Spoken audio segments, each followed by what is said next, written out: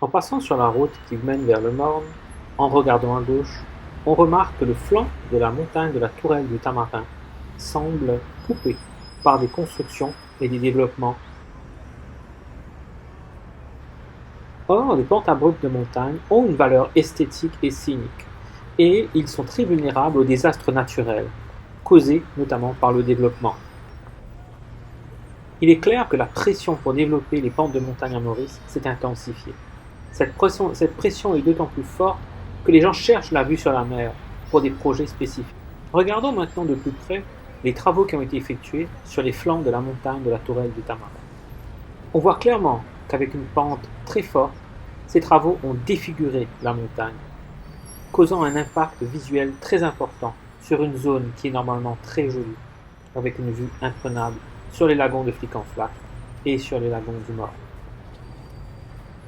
On voit clairement que les travaux qui ont été effectués sur la Tourelle du Tamarin ont modifié la pente naturelle de la montagne, que de la terre a été coupée et jetée vers le bas, modifiant ainsi l'écoulement naturel de l'eau en temps de grosses pluies, mais aussi la stabilité du sol, avec des risques importants de glissement de terrain.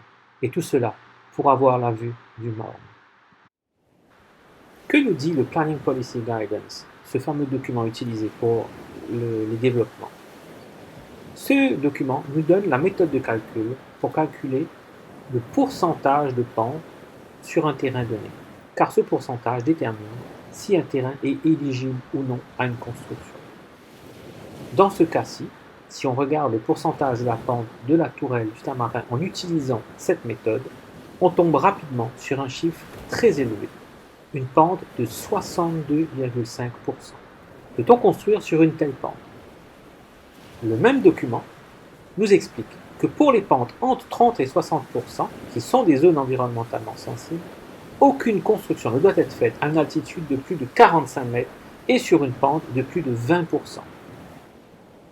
Comment se fait-il alors qu'un tel développement ait été autorisé sur les pentes d'une montagne, défigurant ainsi notre paysage et notre belle vue, et nous exposant aux impacts du changement climatique, glissement de terrain, pluies torrentielles, inondations, tant de dangers qui nous guettent, alors qu'en fait, nous pouvons les éviter en protégeant notre nature. Il est important à l'avenir, dans le contexte actuel de vulnérabilité de l'île Maurice par rapport au changement climatique, que nous arrêtions immédiatement ce type de développement, qui vient non seulement nuire à notre belle île en termes esthétiques, mais qui vient aussi mettre en danger la vie de nos concitoyens. Comme l'a dit le secrétaire général des Nations Unies, il est temps de faire la paix avec la nature. Arrêtons les développements sauvages.